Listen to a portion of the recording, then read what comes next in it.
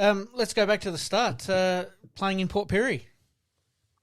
Yeah, look, it was a great breeding ground for me, sort of growing up there, and my family was heavily involved in the footy club. You know, Dad had coached, and Mum was involved on all the various committees that families often did, and so pretty much my earliest memories are kicking around at the footy club and going to training and watching training. So there wasn't sort of many days of the week in footy season where I didn't have a footy in my hand, or getting there early at training with the older blokes and having a kick with them. So, the old adage about, having a footy in your hand all the time and kicking it, and that sort of 10,000 hours of mastery, I'm certain that had sort of something to do with, having that great feel for the footy and always wanting to get your hands on it.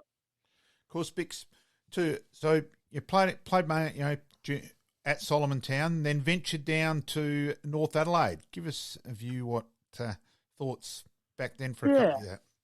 Yeah, so I started playing senior footy in the country when I was 16. So I had a couple of seasons in Puri and I guess caught the attention of North Adelaide, who we were zoned to at the time. So, and of course, North were really strong. They played, I think, 87, they were in the grand final, and Nick Noonan and, all the Jarman brothers and those great players, David Wildy.